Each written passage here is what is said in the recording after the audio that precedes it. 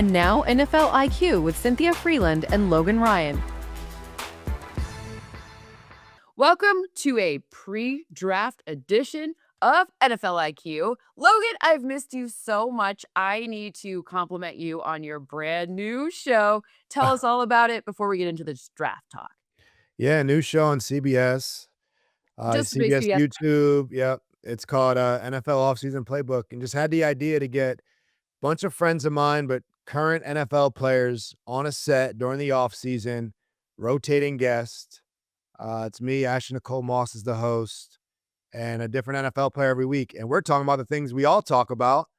I've learned the only people that might know more about what's going on than a former player like myself is an active player.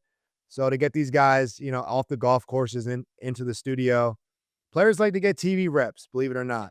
The block is hot. Guys want to go to TV, and it's a good opportunity for them to get practice at it.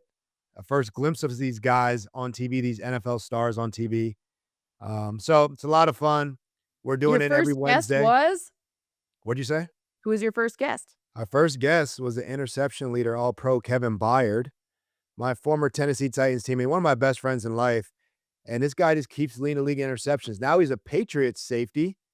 So I'm excited about that. That's my team. So it's like the Titans Patriots journey for all of us Rotation. finally is complete.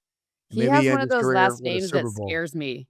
Whenever I see it, I'm always like, "Oh, can I not say his last name?" Because, the more you're in media, the more these certain names are gonna like, ugh, Byard? Yeah.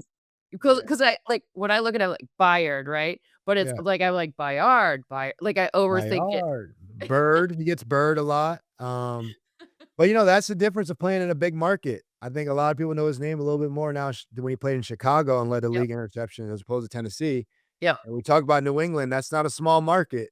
Nope. So that's how you get TV jobs when you ball out in big markets. That's right, I love it, and people have no fear saying his last name after that, Yeah. so If you know ball, you gotta know how to say his last name. No, Every I know how to say it, but, there's just certain words, just like, all of the like, there's a ton of guys, especially in this draft class now that we're talking about it, like, now, you know, I used to be scared to say Francis Mawanoa because it looks like Maui Goa, Oh, but I it's might have said that. Mawanoa, so you can't say it wrong, but, even when Tua Tagovailoa was coming out, like, I'd look at it and be like, "Oh, I'm so scared to say it."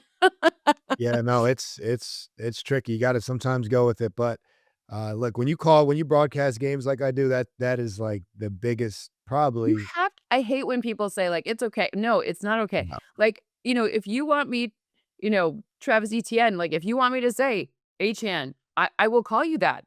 Like, just tell me what you'd like. Anyways, so I Yeah. digress. So speaking of new names being called, people we need to learn, it is officially draft week, and we will be there day 3. Logan and I get to work together on the big stage. It'll be so much fun. But let's talk about night 1. One interesting thing I think maybe people are forgetting to share with everyone, just the mechanics of the draft. First off, we were going from 10 minutes per pick to 8 minutes per pick, so it should theoretically shorten things just a little bit. It makes decisions for things like trades happen a little bit faster. We're gonna get to trades in just 1 second, but it also, with the number 1 basically being all but signed, Yeah. sealed, and delivered, we should have a pretty exciting top 10 other than the number 1, which, of course, if it's not Fernando Mendoza, we'll all have to ice skate home. Hell will have frozen over. Like, no one, that's kind of what's going on. So let's talk a little bit about what it's like to be a player waiting for, your team to draft some guys, especially the round 1, the Thursday night guys. What if they draft your position? What are you thinking? Tell us everything. Yeah, well, I'm a fan of them shortening the draft time. I think the draft runs really long, especially in night 1. I know it's a TV show, but I think it goes too long. Obviously, Mendoza is a surefire number 1. That jersey should already be printed. And I've heard this story recently. Somebody told me that they knew Nate Solder was gonna be drafted to the Patriots, this is throwback now, before Nate Solder knew, because apparently the first call that is made when someone is drafted before the player even gets called is the person that has to print the jersey. Mhm. So the That's true. so the person or the email or whatever is sent to have the spelling for the jersey then leaked that Solder's going to the Patriots before Nate Solder was told that he was going to the Patriots. So you're not the first call as a player. And that's kind of awkward 'cause I guess a player, I know the Mannings have done it, but I don't know how many players say no when they say, "Hey, Logan, you're going to be a Patriot." I don't say no. So what if they've already printed the jersey and had that made? But that is the first call that's made, which was news to me. I would assume it'd be the player. And yeah, I mean, it's the most anxious time of your life. It's the most anxious time of your life for sure. I mean, there's excitement, but there's a lot of anxiety. Obviously, excitement because a dream you hope is going to come true, and it comes down to this, and you have nothing to do. There's nothing more you can do. And Laramie Hay is in the Tunsil's barn. sake, you hope no video gets leaked that day, but there's nothing more. It's out of your control, and a lot of us like control, and a lot of us are extremely competitive. You'd be surprised by that.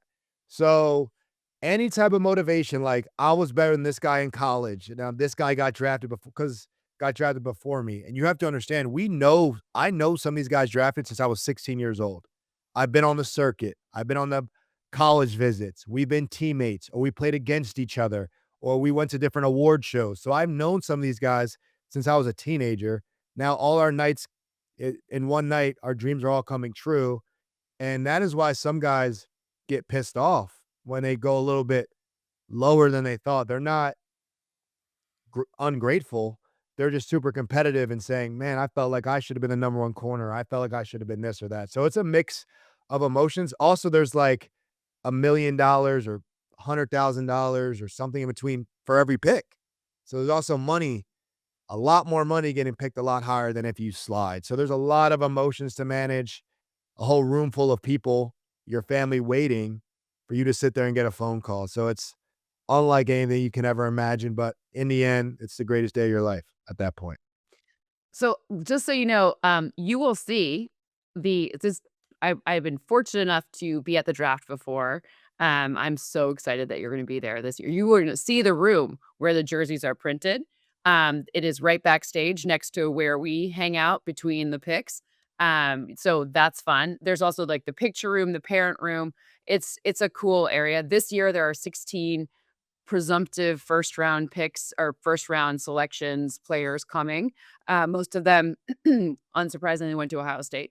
Uh, Have a good and bunch represented. yeah, I believe there's 5 Ohio State guys that will be there, so, it's great. Jeremiah Love will be there, the running back out of Notre Dame, which is a big deal. So, Fernando Mendoza will not be there. He has chosen to stay, in Miami with his family, but apart from that, it'll be, who gives the commissioner the best hug, a lot of fun things to look at. But as a current player, so let's talk about these veteran players for a second. So, if you're already on a team, right, and your team drafts your position, how are you feeling? Because my background here, Matthias Nuka is one of my very best friends to this day. Defensive end, BC '06 draft pick. He was actually the last person Paul Tagliabue ever announced, before he, gave up, was not the commissioner anymore.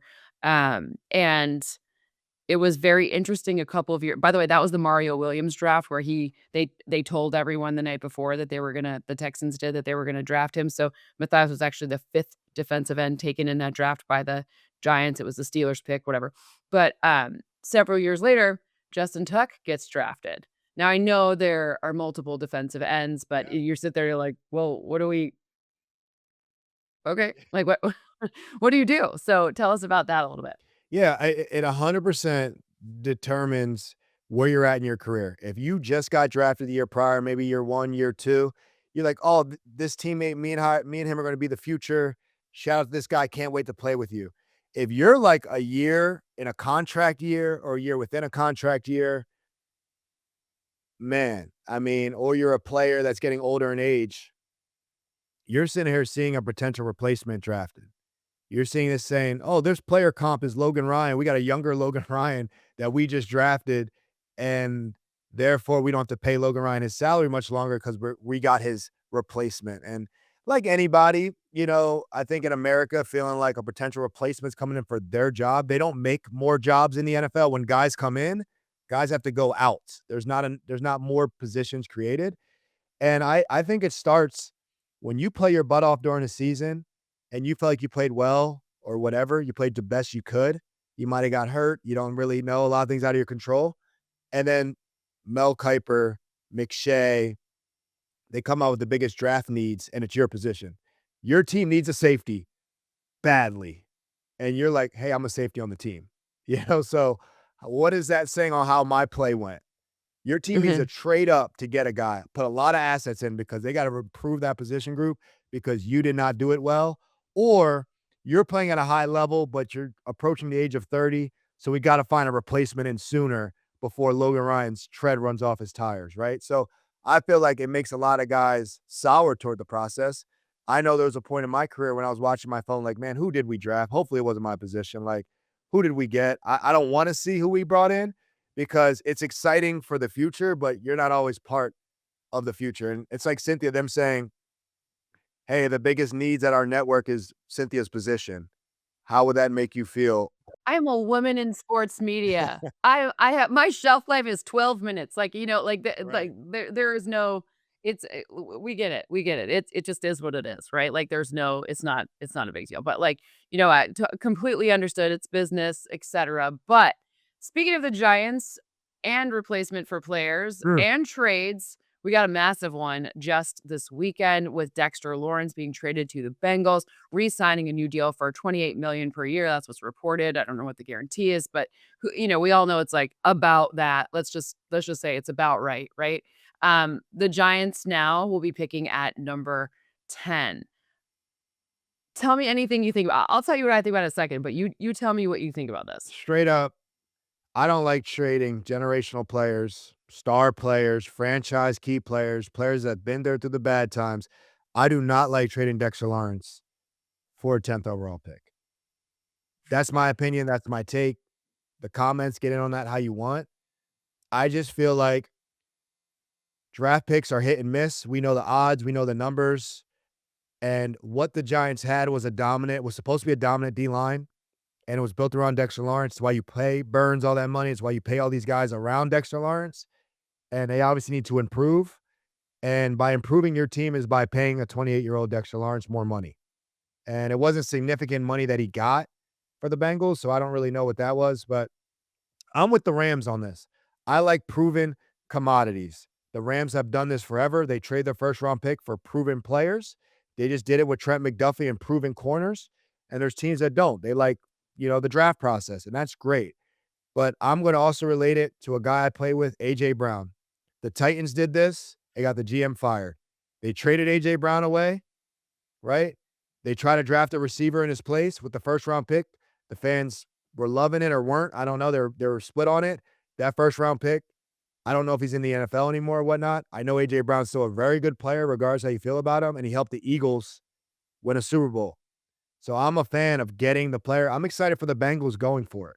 I'm excited for the Bengals actually going for it in a sense of improving that defense because you got to do that while Joe Burrow's here. So as a player perspective, I don't like that Dexter Lawrence isn't a Giant anymore.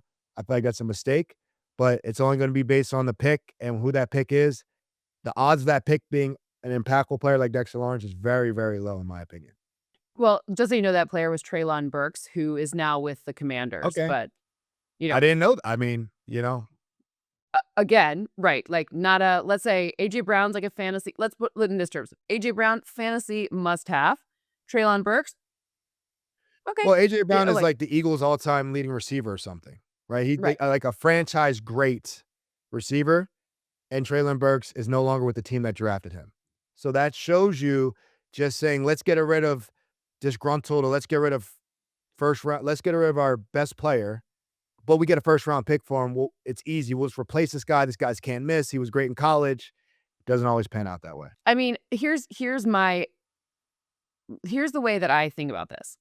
The Bengals, when you go through and figured out, like, what they were gonna get at 10 or what they were likely to get, we don't really know, right? But, like, who they were likely to be able to draft is not gonna be your top 2 edge rushers, very unlikely, right? Like, this is a interesting edge class because Myles Garrett isn't walking through the door. The prototype isn't there. Dexter Lawrence is not there, a little bit different player, but like, these guys are all kind of Arvell Reese has 1 year of experience playing in that.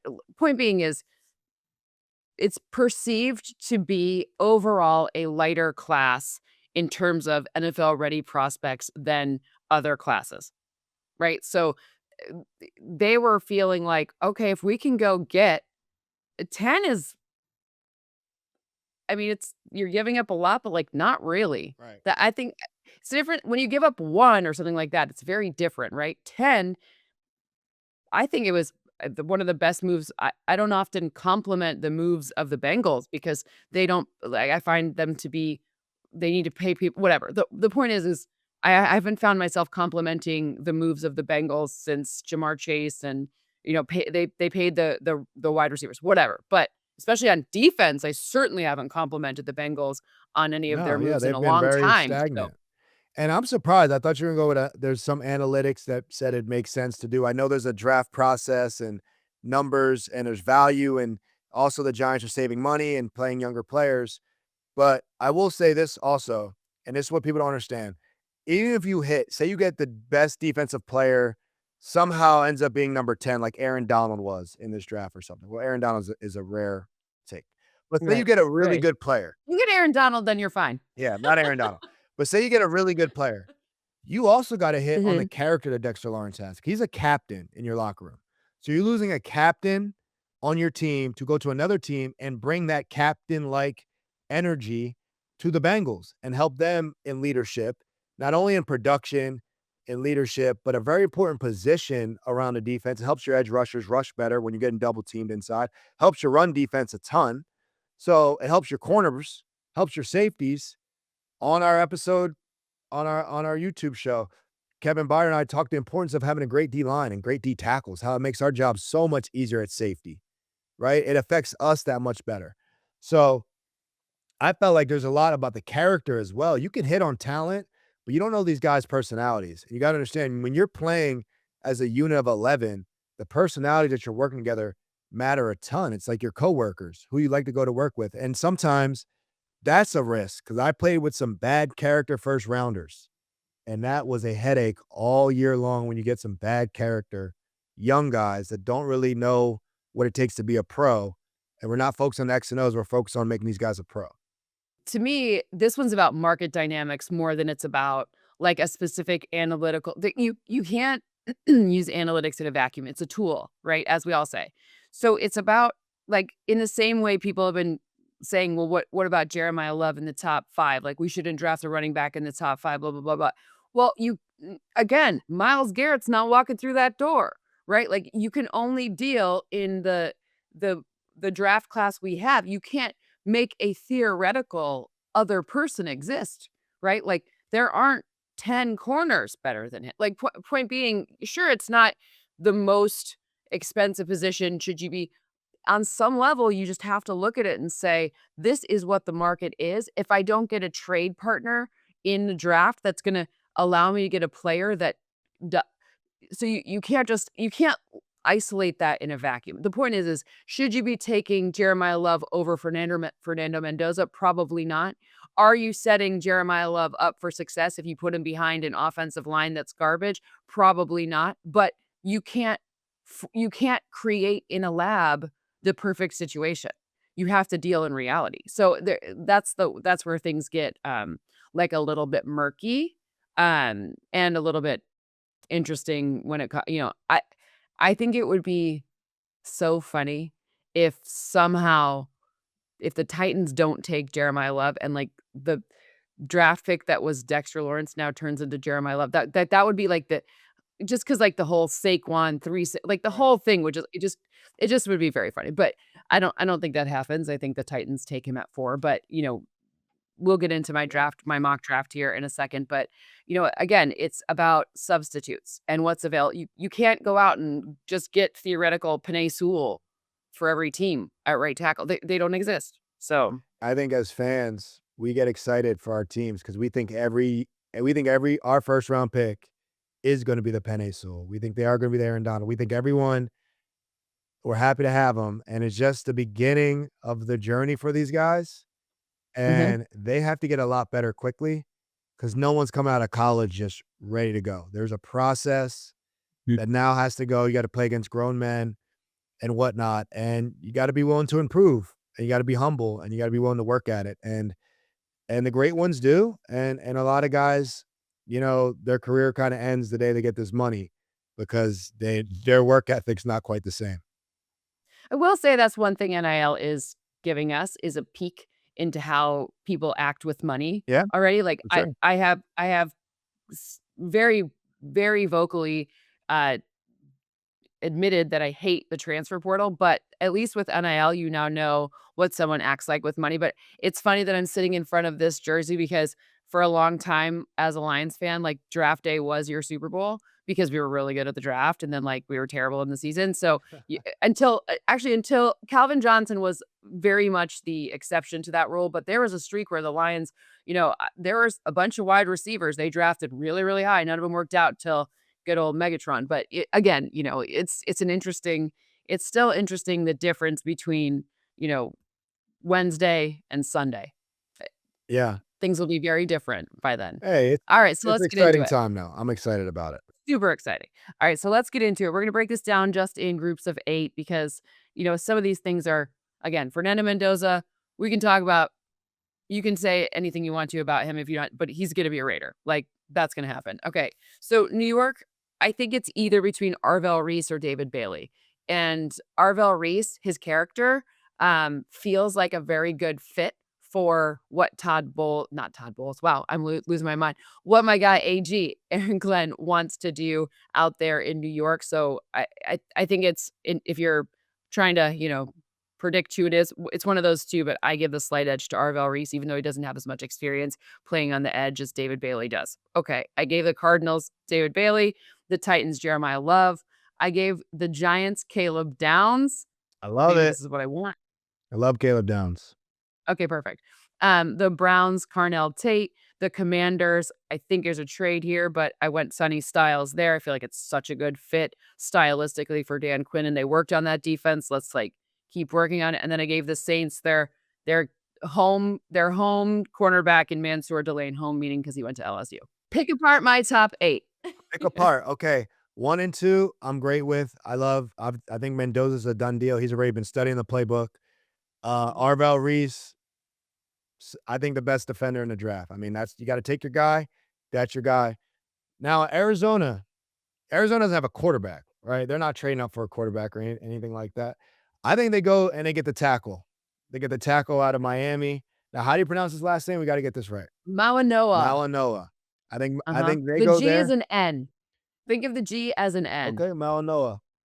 Love him. Yeah, I think they take the best tackle in the draft, and that might be high on your board. I know you don't have them in your top 8, but I feel as if they gotta I think that tackle position's gotta be something that improve for whoever's playing quarterback, and O-line's a good start Yep. to build a team. You can go edge there because there's a few great edge rushers, but I would take the tackle there. Um, Imma go with Sonny. And just so you know, the only reason and I love alignment. The only reason that Mauano did not end up there is because there's a lot of right tackle prospects. People have a lot of experience. Mauano played on the right side. So the top guys for me are all guys that play forecast to play on the right. And when you look at like this is just where this is how program like when you do a mock draft like I do, which is like highest needs, like David Bailey's edge rush score is like a teeny bit more than a right tackle score Right. because it's not the same playing right and left. Yeah, it's true. But you get a great one. Nowadays, there's great edge rushers on both sides. Fine by me. I Just agree. So I'm I not I'm think the not left complaining. and Just right in modern day football is a little closer in value. Maybe not in salary or what's represented, but I feel like it's a little closer in value because you have great edge rushers coming from both sides nowadays. I look at TJ Watt, who exclusively rushes off that side. So that right tackle, like a Lane Johnson, can be a bad right tackle, can mess up an offense just as much as a bad left tackle. agreed. I mean, again, it's a programming thing. Like Right. there's just the function of either one's fine. All right, here's my bomb. Sonny Styles, right? He's gonna get drafted probably in top 10, top 8, whatever. I'm worried. I'm worried about versatile, super athletic backers that play multiple positions, Swiss Army knives, but getting drafted in the top 10 at positions that require craft, meaning an edge rusher is a craft position. The best edge rushers, if you watch any Myles Garrett, any guys talking about edge rushing, they talk about the craft of it, the hand placement of it, the bend, how much it's about details. If you listen to Von Miller talk about pass rushing, it's like an art. Off the ball backer, listen to Levante David, Bobby Wagner, Luke Kuechly, talk about off the ball backer. It's an art. Luke Kuechly cannot rush the edge like a Von Miller. So we're drafting a guy to kind of be a hybrid, do it all because of his combine and his athleticism and his production. I get it. But I worry about Isaiah Simmons here. I worry about the undoubtable Swiss Army knife. Where are we going to play him? And a little Travis Hunter here. He can do it all so well. Where are we going to play him? He doesn't do anything elite. And I would want to draft a defender that is elite at a craft at these very important positions, because if you play multiple things as a rookie, you're probably not better than a veteran edge rusher who does this for a full-time living. You're probably not better than a veteran off the ball backer. You're probably just good at both. So I worry about Sonny Styles, and I understand why we fall in love with him in the draft process. I understand the 4.3 40, crazy vertical, broad jump. Oh my God, he's a freak. But I've seen these freak players not have a home time and time Mhm. again every single year. I'm with you on that. There's 2 things that I like about him that are that are, positive indicators for success. Number 1, the multi-sport athlete stuff is really fascinating. He was a basketball player. He also was a safety converted to linebacker, which is, like, hilarious because, like, you look at his body, you're like, "Safety? Okay." I mean, obviously, we don't know I don't know what he looked like when he was in, like, high school or whatever it was, but, like, you know, it's interesting and his football IQ, which I measure by where his hips are when the ball is released. So, he tends to favor more towards, like, the Freds and the Lukes than towards the Isaiah, who is a great athlete, but, like, there's surplus athleticism and not enough production. But again, like, I also think that with the improvements that they've made to that front, adding K'Lavon Chaisson, like, a lot of great players, you know, a name that I don't like to say, Owe, used to be known as Jason, but, Rafael. like, adding yeah, Yeah. it scares me, that name. Odafe, because I don't wanna say it wrong. So, they've added a bunch of pieces. I looked at corner for them as well. That was what it was between. So ultimately, that was where the change was for me. Yeah, no, look, there is Fred Warner, who I played with. He's a Hall of Fame player. I played with very few Hall of Fred's, Fame like, players. best. I'm telling you, this guy is generational. He played like a hybrid nickel in college, but Mhm. he wasn't being tabbed. Again, he didn't go in the first round either. He wasn't being tabbed. Can you imagine that? I wasn't doing the draft process back then. I don't know how you missed that. Well, But good for them, he wasn't being tabbed as this generational athlete, hybrid every position player. He was going to off the ball Will Backer, and he is unbelievable at that one thing. And I'm sure Fred can rush the Mhm. passer, but Fred is unbelievable what he's being asked to do. Luke Kuechly's production, he's a great athlete. Luke Kuechly's production was through the roof in college. Look at the Yes, numbers. I know, he went to BC. So I just get concerned with the guys that they get tabbed to do it all, because you're not being asked to do it all at the next level. These positions are craft positions. You need to really master that craft, figure out what you're doing and master. I wish they did that with Travis Hunter last year, and it looks like they might do that some this year, but it's a craft at these positions at the highest level. And that's my one concern with Sonny Styles. He still will get drafted really high. I just love the fit with Dan Quinn. I feel Yep. like if he's gonna succeed anywhere, like DQs, theories, and the way that his philosophies work, like, seem like a very logical fit for Sonny Styles. Okay, so here's where things get interesting. I have Mawanoa going to the Chiefs. I think that some people could say they go for the highest corner. Corner. They could go corner there, whatever. So Chiefs, Mawanoa. I like the right tackle position. So New York this is the one from the Bengals. I have them going wide receiver here with Jordan Tyson Mm-mm. out of Arizona. 11, the Dolphins. I think this could be like trade, trade, trade, trade, trade. Like this could be a spot where that Dolphins maybe with the Cowboys. I don't know. Something interesting there. Interesting to think about. I have Spencer Fano that they're a tackle. They've got a lot of needs. They can go in a million different directions. 2 wide receivers were already taken off the board. So that's what happened there. So Dallas, I have them getting Ruben Bain, the edge rusher. They need a lot of help on defense. The Rams, I think they could be in the market for a trade here too. I have them sticking with, Mekhi Lemon, USC wide receiver, just to they don't really need anything right now, which is great. So that's why I think that The they Rams don't need a probably draft. They're set.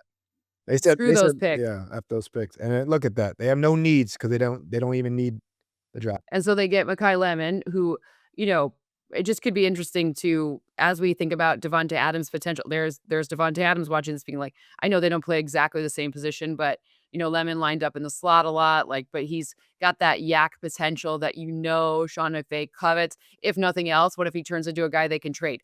Who knows, right? Like they don't need picks, they don't even care. But ultimately, it's interesting there. And then at 14, I have the Ravens going with Akeem Mesidor, the edge rusher as well. I think that you gotta look at that. They need to figure out their pass rush a little bit better. I know our producer would agree with me on that. And then we also have the Bucks with Keldrick Falk, another edge rusher. And last but not least in this tranche, Omar Cooper Jr., the wide receiver out of Indiana. I love him. He's here, my 4th wide receiver going off the board. He could go even higher than that. I have heard nothing but I've not heard one single coach say anything about him, but like love, love, love, love, love. Character, film, the whole thing. People are in love with him. Okay, let's get to this. Let's get to this crop. No, it's good. It's Look, good. I don't have a lot on this one. Look, I yeah, think yeah. You're I I mean, you're telling me the lane's going at 8, so a corner's gonna go. The Chiefs are super corner needy, and you don't have them taking a corner. They need to help the O-line though too. You had them taking a tackle that I had going much higher. So if he's available, that makes sense. If not, I think they gotta go with a corner. You gotta grab one eventually, right? Because the Chiefs need to end this draft with plenty of cornerback play. That's right. So That's right. I mean, I guess it's really a flavor thing here, right? Like Colton Hood out of Tennessee is a lot of people's next pick. He had a great season last year and played. Now, Jermad McCoy, if you look at his 2024 film, yep. that film is mwah, gorgeous. The problem is with the ACL in the 2025 season, he didn't play. Although a lot of people say, he answered any questions about if he's okay with his pro day. I'm gonna say, like, I don't know if that answered it as much as, like, the individual medicals that people run on him, and I don't think his pro day is set up to make him look great, right? So, you know, I don't know, I'm gonna have to rely on the team doctors to sort of the market will work itself out in that regard. Well, the Chiefs have 2 first-round picks. They just traded away the best corner in the league or the highest paid corner in the league. Won't say he's up there in the conversation for best, highest paid corner in the league is gone.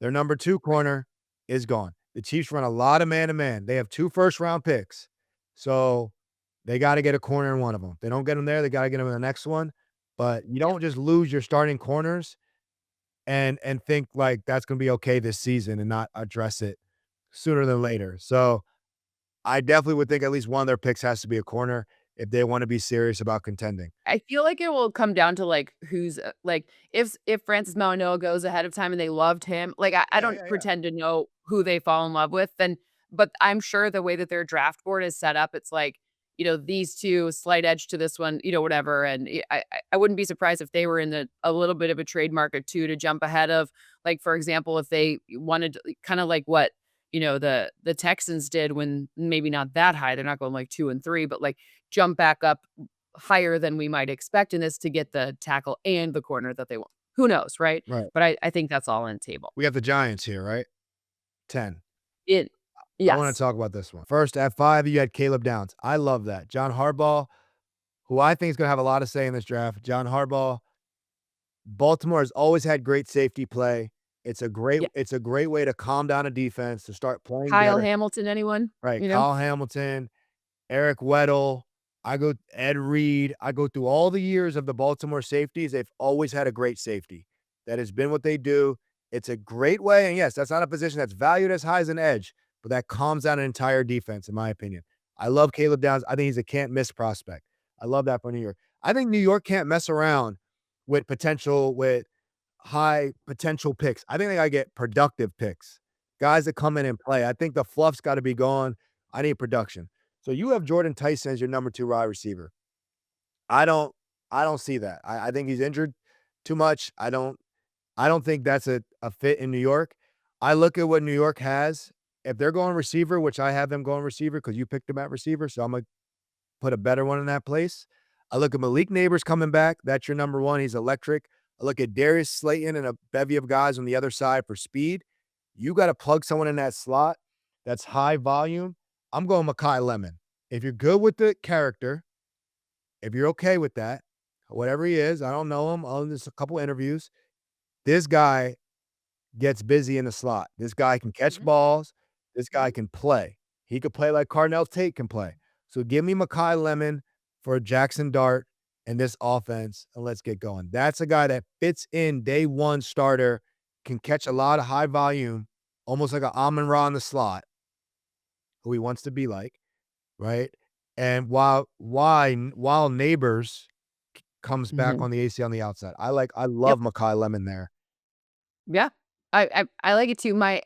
The reason that I like Jordan Tyson, my stuff likes Jordan Tyson just a tiny bit better, is that he assuming he's healthy again, I don't know, I'm not a doctor, so I've never examined him, so I don't know if he's fully healthy, but I think that the step he took last year when he was being coached by Hines Ward was, like, such a massive improvement, especially in terms of no drops, the versatility and route running, like, 75%, he was out wide, 25 this, whatever, like, his ability to sort of become more, so I just think there's untapped potential there so long as he keeps getting taught in the same way. You know, you have to I don't know exactly how, but I would imagine that John Harbaugh is bringing in good people who are gonna teach him the right way, whatever. So, I just think there's untapped potential there. Yeah, I hate the word potential. You know that. It's a French word for me. You haven't really done enough. And I love production a lot better. And I think in New York, I don't need a guy with potential. I need a guy that can come and produce. And yeah, and listen, I'm gonna give you a secret. In the NFL, there's not always the best position coaching. You're paid to produce. And if you don't produce, you're gone. It's not they don't fire your coach, my position coach, for me not producing. They fire me and they get a guy in that can produce. So yes, there will be good coaching. He will get a little better, but you're paid out there, especially the top 10 pick, to go out there and perform. And he'll be coached up, but it's not on the coach if he's not playing well. He's got to figure it out. And I think that No, no, no. Makai Lemon is much more advanced as a route runner and a player to go be tough in that across the middle and all those things that's needed. So I think look, it's like apples, oranges. We're not gonna know until 5 years from now, right? Right, But I right. I just think I love Lemon and a little bit of that personality. I need some confidence. I need some it factor, in my opinion, to handle New York, to go out there and do that job because the Giants aren't a good team right now, and they need to get better, and they need young players to kinda spark that, which they felt like they started to find in the last few years. Okay, so I'm switching it for the sole purpose of, I wanna see the post-game interview with Jackson Dart, Cam Done. Skattebo, and Makai Lemon. Done. Now I want Makai Lemon only for that post-game Oh, yeah. interview. There gonna be some there gonna be some clicks. They're gonna get some clicks over there. Like, that's a amazing interview right there. Okay, so I also think, by the way, I do actually think that if somehow he were to become available, I do think the Giants would take Jeremiah Love. So, just so we're clear, I don't think he will, but I think it's possible. Okay, let's start with my Lions. I'm giving them Blake Miller, the offensive tackle. Again, he's massive, like just a massive human being, like just did a whole bunch of stuff at Clemson, mostly plays on the right. I went on Our Lads. So one of the maybe we tell people like, Our Lads does typically have, I would say the most accurate publicly available roster ourlads.com/DET would be how you find Detroit. So it's probably the most correct publicly available roster. And you know who snuck over to left tackle? Panay Sewell. Mm. Interesting. Yep. So maybe Blake Miller. But point is I'm giving them a massive human being on the right side. I don't care, like whichever one of these offensive tackles Dan Campbell likes the best. That's the one that I want. I'm guessing it's the Clemson product. I don't know. And then somehow the Vikings get maybe one of the best fits between player and what I've seen from their college film that I can remember in Dylan Thieneman, the safety out of Oregon. Like, Brian Flores would be, like, e elated. It's just it's a perfect fit for this blitz happy the type of player. It's like he might as well be wearing a Vikings jersey, which I don't know, that fits incredible. At 19, the Panthers somehow land Kenyon Sadiq, the tight end who you if this happens, pencil him in for your I mean, I know you don't love fantasy, but, like, pencil him in as a fantasy tight end that you could as a usually don't take tight ends fantasy-wise that are rookies, but this would be one that you absolutely could. Dallas, with their 2nd pick, Jermod McCoy, the There we go. corner that I told you that I love the most. Christian Parker would send me a gift for that if that somehow happens. I don't know why he'd send me a gift, but he'd be really happy about that. The Steelers, I went with an offensive tackle in Monroe Freeling. The Chargers, they have an interior lineman, Vega Ioane. That's another name that's we're gonna have to really learn here. Yeah. 23, I think the Eagles traded out, but if they don't, I have them taking the potential right tackle successor in Max Ihenachor. That's another one we need to learn. Great pronunciation. Thank you. And then the Browns, their 2nd pick, I have them taking Caleb Lomu, the tackle. Yeah, look, I'm good with this batch. There's not a lot I have. I do think Minnesota, I thought that was a Dexter Lawrence landing spot at D tackle. They released both their D tackles.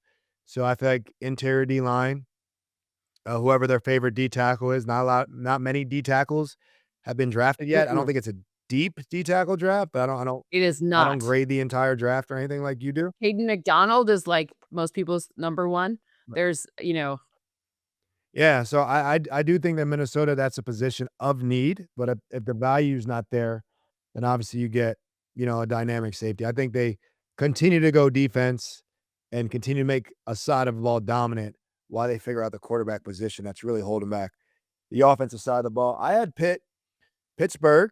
We'll be there in Pittsburgh. I had them going with Omar Cooper out of Indiana, who you had Woo! going earlier, but I love him as well. And he's played in big games this year. He's been a top receiver on the top team in the country. It's hard to see that guy not going top 25 in Pittsburgh, and I think well, they have DK Metcalf. They just got, Pittman. Michael Pittman Jr. Yeah, so why Mhm. not? But I think to add to that, I think Pittsburgh needs more explosive offense while they figure out their quarterback position, which is do they come in for Ty Simpson here? That's gonna be a huge That's actually maybe. something I think Ty Simpson will go in the 1st round. Yes. I'm not exactly sure where. Someone will It trade will in for him if he depend a doesn't little go. I mean, Pittsburgh's gonna be a spot that comes up where I'm sure those pundits will start talking, "Does Pittsburgh like him? How much research have they done on him? Is this the guy they want?" Um, Post Aaron Rodgers, or is Aaron Rodgers already done? I mean, that's only Aaron Rodgers knows that. So right now, the latest on Aaron Rodgers is, word is that he is not going to give them a signal on whether a public signal on whether he's coming back. That doesn't mean it hasn't happened privately, but there will be no official statement prior to the draft starting is the most current belief on that. So, okay. Um, I Pittsburgh could go in a lot of different directions here. I gave them a tackle because as I'm looking across, like, building in the trenches, you have the first time in 1,000,000 years where there's a new coach, you gotta figure some things out, start with the things that that make it easier for any quarterback that comes in. Could you get Ty Simpson later, or do they believe it? Who I don't know, right? Like, they have a good analytics team that can help figure out what the potential of getting a quarterback later is or whatever it is. So, I just gave them a position that I think that they have of need that could be good for the future as well. So that was the theory behind that for me. And then I'm Sadiq, excited for my Bears pick. said, yeah, hold on, let me get to Sadiq real Oh, quick. Sadiq, Kenyon Sadiq. I Yeah. feel like he's a analytics favorite, Freak. a combine freak, looks the part, all those things. He's a very unique player. He's gotta be in a good system. I'll say that. He's gotta be in a good system that's utilized, and is that something the Rams wanna play with? Well, if you put him in the Rams offense, they don't have a lot of needs. What do you put a Sadiq in there and Sean McVay kinda use him like a Kittle or kinda move him around in the pass game? The Rams have good tight ends, but what if they have this super athletic tight end that could stretch the seam? That could be scary. I know the Ravens fans have been linking Sadiq. Isaiah Likely gone. Can this guy big target for Lamar Jackson? Lamar Jackson loved their tight ends. The Ravens always love their tight ends. Is that a fit for Sadiq? So I think Sadiq definitely goes in these teens here. maybe as early as 10 or wherever the Rams are, up to 20. But I think a unique team they'll be excited. Is he Kyle Pitts or is he something different? That's gonna be the eye of the beholder there. Not that Kyle Pitts is a bad thing, but is he that top 5 Kyle Pitts that we thought was this generational, do-it-all prospect that can just something we've never seen? I tell you, I get worried about some of these guys, but it's gotta be offensively. Defense, you gotta play. I don't like these generational, super hybrid defensive players. Defense, you just gotta be able to play. Offense, you Right. gotta be in the right scheme to allow Mhm. you to use your strengths the right way. Yep. And that's why I look at these good play callers or Baltimore with Lamar Jackson, Derrick Henry, Mark Andrews be a weapon for Lamar Jackson, which I think they need. What is your confidence level that Kenyon Sadiq will go in the top 20? That's I would say that's 80, 85%. Yeah, I'm very highly confident. confident. I don't know what like my best Yep. odds to say on that, but I'm pretty sure. I don't want to be held accountable. No, no, But I'm just, pretty obviously high. there's no like, like what are we doing? Measuring you? I don't know. Pretty high for sure.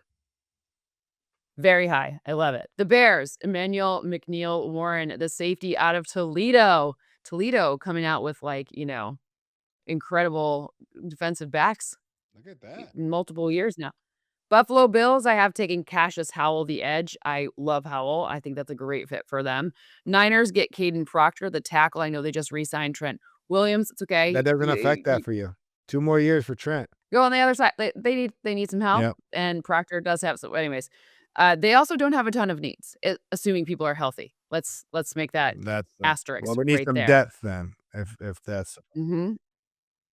I have some Houston Texans, Caden McDonald pairing, so Sheldon Rankins will get to stand next to Caden McDonald, the defensive tackle there, that's pick number 28. Kansas City Chiefs in their second pick, which is 29, do land Colton Hood in my draft, the corner out of Tennessee with a very safe floor. We've seen his production, he appears to be healthy, all these things are good for them. The Broncos, Dolphins, their pick from the Broncos, get TJ Parker, the edge rusher. The Patriots get Denzel Boston, whose name is just so perfect for oh, New I England. see what you did. I mean, I didn't mean to do that, but I listen, no one loves a dad joke more than me, and I just feel like it was, like, sitting right there, so I had to take it. And then to round everything out, the Seattle Seahawks take Avion Terrell, but I also really wanna say I gotta give some love to Chris Johnson, the San Diego State corner. First of all, great kid. Second of all, just really love him too, but I think Avion Terrell has a slight edge in terms of he's not as big as his brother, but he does have some of the feistiness that we've seen from AJ Terrell, his brother. Yeah, he's super skilled though. Yep. He's super skilled. He'll be a good pro for sure. I don't have a lot Yep. here. I'll go back to Philly. I definitely agree. Philly's going in the trenches, O-line or D-line. Philly's known for their linemen, and they're getting old. So obviously, I think the trenches are there for Philly. I'm familiar with my Patriots. The Patriots got to go to the O-line. They have to go with the O-lineman. I think this A.J. Brown thing may go down post June 1st. I think A.J. Brown may be a Patriot. So I hope it happens draft night because I want him to be, like, traded draft night. Like, if it's gonna again, happen, that like, might be the let's just first do a player draft ever night. Why not? twice. But I think A.J. Brown's got some good tread on the tires. I know a guy that's been training with him and said that he is working hard and he's motivated. And disclaimer here, AJ Brown's a really good teammate. I play with him. He's a great guy. I don't think he's a problem everywhere he goes. I really don't. I think he's competitive. I think he wants the ball. I think he wants to win. I think he breaks records when he plays, and he's won a Super Bowl and accomplished a lot. And so And there's never any drama in Philadelphia. I don't know what you're talking right. about. So the Patriots got to help the O line. I don't care any position on the O line. That's what they need to protect Drake May. And I think Vrabel can win with the rest. Seattle. I like Seattle going corner. What could Seattle's needs be? Right? I mean, they pretty much just won a Super Bowl. They retained a lot of talent. They lost a corner in Reek Woolen. So I don't know. Why are we not talking about the 6'4 corner out of Washington, Takario Davis, that leads the college or plays man to man, runs low 4.4s, a Richard Sherman clone? Why not put him right there in Reek Woolen, same size, almost the same speed, and plays a lot of man to man? That's a no brainer fit if they're taking a corner. I don't know why Sicario Davis is not in people's first rounds. I don't know why he's not a top I 3, love this. top 4 corner, but when you're 6'4" and you can run really well and you can play man to man, people usually salivate over that. And I called Washington's game. I did the Apple Cup this year. He could play. I watched it. He actually was hurt. And Price Sock, the other That's why. 6'4" corner, can play as well. But Sicario Davis is better, in my opinion, and he had to sit out that game. But watching his film, he can definitely play in the NFL. I think he's a perfect fit in Seattle there. I got Davis going the first round. I'm gonna be honest with you. I think, let's see, the Chiefs are gonna be mad at you for saying Takario Davis's name. I think there's a lot of people that are gonna be mad at you for saying his Why name is he because sleep? I mean, people wanna get him in the second round. Like, if it hasn't come out already, they wanna get him in the I'm telling you, there's some weird thing that happens wanna where get they're him in like, a second. yeah, If you need a corner, if I'm the Chiefs, he's one of my 2 corners. If I'm the Chiefs, they pick twice, right? yep, the Chiefs, they could I have them You taking Colton Hood. Yeah. They could easily pick, like, if Colton Hood's already gone, they could easily pick him. There's It's just funny because like, there are darlings of the, like, we're like, there's darlings of this, like, draft world, and then there's guys I think Cassius Howell falls in that same category. I think Cassius Howell, despite being a little bit undersized, his film is incredible. He doesn't get tired. I told you about the anti-fatigue metric, Yep. and if he falls to the Bills, they're gonna be so happy to have him for that specific, like, his the way that they are gonna wanna run that defense, at least now that they're making changes to it. At least what I can tell from the outside, how they're gonna run their defense, he'd be a perfect anyways, my point is there's guys whose name just, like, sort of fall for whatever reason, and then there's guys like Sonny Styles whose names, like, skyrocket, and it doesn't change any of what happened on their college film. Not one bit. No, yeah, I agree. It's I don't know where the stuff gets driven from, and that's I do. you do, and Us. that's the that's Well, also, like, they I think our producers need to, like we do a show called Paths to the Draft, right? Our producers, we wanna talk about, it's like, who are their top Bucky Brooks' top 5 corners. We just kinda stick to those, right? And if you're not on a list, okay, it doesn't matter, though. It doesn't mean that the NFL people Right. who are, actually doing the evaluations, they don't look at our lists. They better not. I mean, maybe they look at it to make fun of us later, but, like, which is fine. I'll take it. But, it's always interesting to have that. Yeah, well, University of Washington has these really big corners that can play, and, I don't see him in a lot of people's lists, and I don't know if I'm overthinking myself, but I think this is a guy at least one of them goes in the first round, and the other one goes soon after. I mean, isn't like Washington I mean, Trent McDuffie will tell you it's a good school for producing corners. There's plenty of them out there, but Yeah, there's a ton. McDuffie being one of them, the highest paid corner in the league. What about the Chiefs? They yep. need to find a corner. Washington's right there, and, not a far way to go scout him either. I mean, I love Huskies. I have 2 of them, so it's perfect. Okay, so there's this really great product. It's called NFL IQ. That is a great name. Great name. You can find it on NFL.com/IQ. It's an interesting way to play GM for yourself. It's the same data infrastructure that the teams are getting. When I say infrastructure, what do I mean? Well, they uses the next gen stats and all of the derived metrics from the next gen stats to kind of come up with a catch-all. Now, I will tell you, NFL teams get far more comprehensive data lists, but this is just for you and I to play GM on the outside, not having all of their lists, just kind of lightly look at it. And I actually want to talk about one player particularly who I mocked to the Cleveland Browns, staying in the same state that he played college in Carnell Tate. And one of the things you can see on NFL.com/IQ is that Carnell Tate has a relatively lower athleticism score versus his production score. And yet he is still my number 1 ranked wide receiver for this entire class, which just is an interesting way to show, like, let's find some rabbit holes to go down. So for me, from the analytics perspective and from the data perspective, what I'm looking at here is I'm like, okay, well, why does this not line up with what my visual instincts about this kid are, right? So visual instincts usually give me a measure of production. But when I go back and watch the film on Carnell Tate, he gets a ton of separation. And most of his production was on goes, comebacks, aka deeper routes. And then intermediate was his second most successful route. So it's not like he's slow, right? He's a precise route runner. I think Ohio State should rebrand to Route Running University because they have Mm. provided the league with tons of great ones. Just ask, the well-paid Jackson Smith and Jigba most recently. But ultimately, I guess when I'm looking at the difference here, I have to go back and see, okay, well, number one, he's young, so maybe he's not a fully formed, his fully athletic profile. Like maybe he's still gaining more muscle, etc. And two, none of these things hinder his production. How do you, as a player, look at those two numbers and kind of figure out the discrepancy between the two? Yeah, well, look, there's always gonna be size, speed, uh, evaluation profiles of a player, and, like, when we go through a meeting, they'll have the guys, they'll have their size, their weight, and their speed. That's the first thing, and then we break it down further, and I think the players are a little bit of outliers, like a Carnell Tate, right? A top 5 wide receiver for you, but not the top 5 measurables that normally those wide receivers have when they get drafted that high.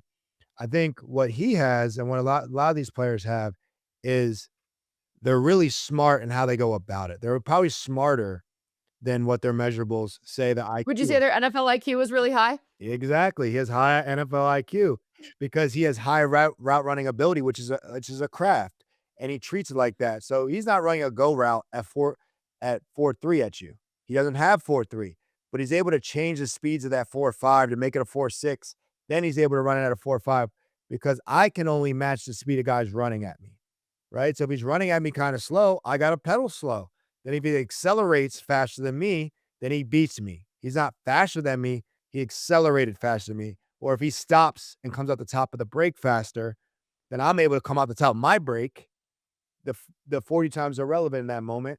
It's how much separation he created. So to me, it's a good tool, obviously, to see because that's where you need a certain size, speed to play in the NFL average. But there are outliers because they're able to manipulate their output the best they can, more plays than not.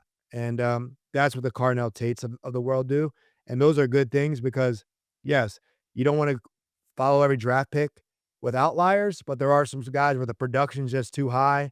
That honestly tells a story. I found like two fun facts for you, and I'm going to see if you can guess based on the NFL IQ data who the person is. You'll see. I'm not phrasing Are these this name NFL right, but players you'll or are these understand. draft picks? So the first one is you'll get it. Okay. Jeremiah Love, he has the highest total score, so total score blends athleticism and production. Highest total score for any of the combine prospects. So anyone who went to the combine this year, he has the highest total score. Of running backs since 2018, which is when we really started to be able to measure in this way. He has the second highest running back total score. Whose was higher than him? Current player. Saquon Barkley? That's right. There Listen, Saquon's a phenom, though. You know what I'm saying? That's Saquon right. Saquon has all that. All it checks every box in terms of size, speed, agility, IQ, you name it. That's Mhm. NFL Offensive Player of the Year when you have that type of, uh That's a pretty high comp, though. I mean, I don't know, I it's a thought it great and comp. they're pretty close, but Saquon's the only one that's higher, and he has, like, the highest, and, I mean, which I guess isn't that shocking. Okay, so, for our guy, Sonny Styles, so remember he jumped 43.5 inches, Oh, he's yeah. 6'5", etcetera. He had a 11'1" broad jump, he ran, like, a 4.46 or 4.43, something crazy like that. So he's got a brother, Lorenzo Styles, defensive back.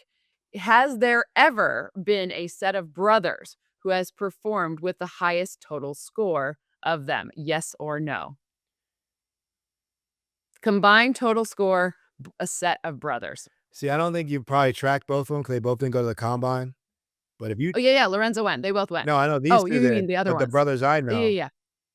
it's not the Watts. Um, you need to test those. Remember, it's only since 2018. Yeah, yeah, yeah, okay. Is there a set? I would be surprised. I don't think there is. Nope. Yeah, They're the highest. yeah, I They're the mean, they're highest. pretty Now, there has been very funny, I can't remember their names, but there were 2 kickers that both ran the fastest, 40 times at their position, a set of brothers, but that was just oop. But that was just, 2 kickers running the 40. There was not their total score because they didn't have total scores at this time, but we did research back to see if there's ever been a set of brothers to even, be fastest at their position in the 40s, and only a set of kickers or punters were ahead of them. Wow. I'll tell you this, And if your kicker's running if you throw it back a little bit, those McCourty twins can run. They got some records at Rutgers. They're low 4.30, both of them. And I'm gonna have to figure out if we can look back because they're not just I mean, they're very young still, but, like, it's hard to because this data only goes back until when we were tracking it with the yeah, same you have to be tracking with the same stuff, but I don't know, I thought that was pretty funny. no, the Styles brothers, like, I gotta go study what their mom what their mom and dad did because they are some freak athletes and, gonna be an exciting few how about exciting few weeks for this few days for the Styles family? That's gonna be pretty awesome. Dream come true. Very awesome. Dad was a former player. I mean, mom's just, like, hilarious. She's really, really funny, and I'm curious to see, given their last name, who has the best fit. If Mm. like, Sonny told me that it's gonna be his dad, but we shall see. We shall see. He'll be at the draft. Mhm.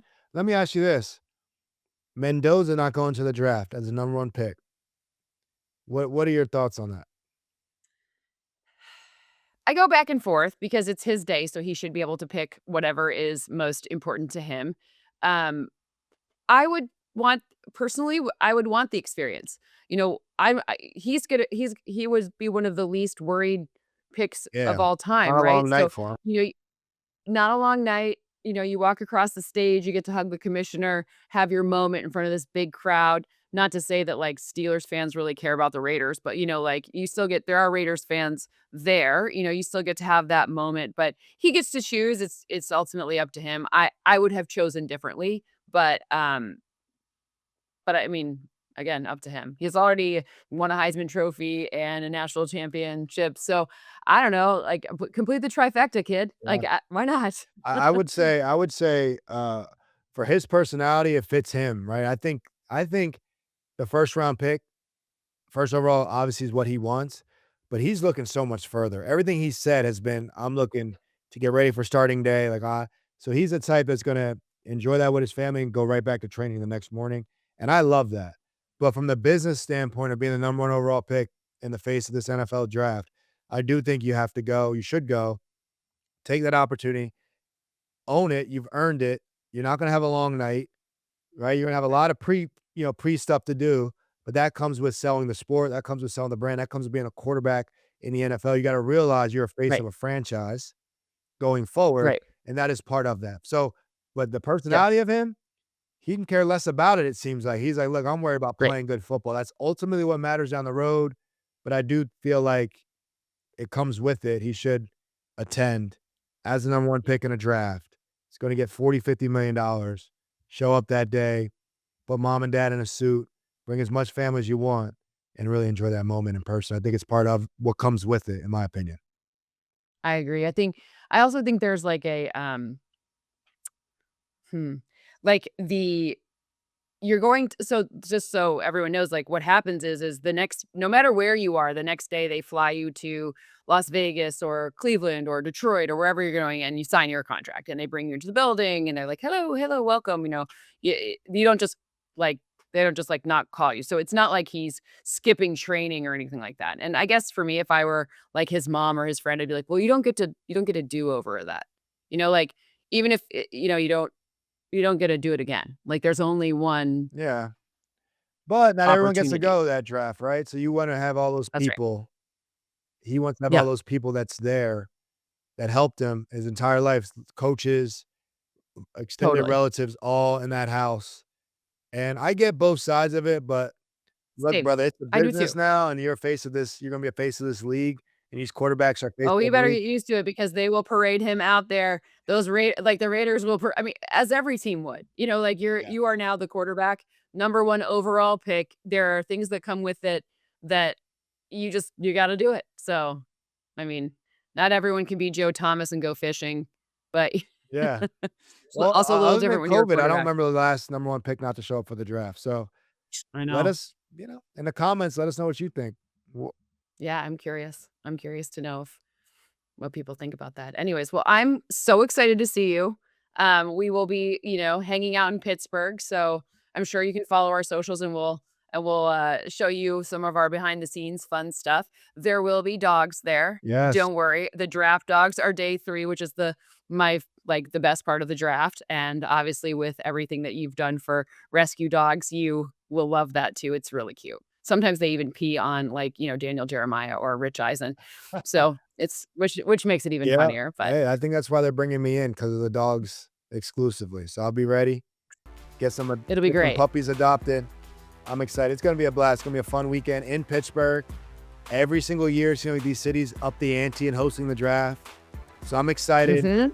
I'll be live in full effect. So it's gonna be a lot of fun. Oh, I can't wait. Well, I can't wait to see you. Thank you all so much for hanging out with us for the past hour-ish. We really appreciate it. Please subscribe, like, follow, comment, all of the things, and we'll be back here very soon.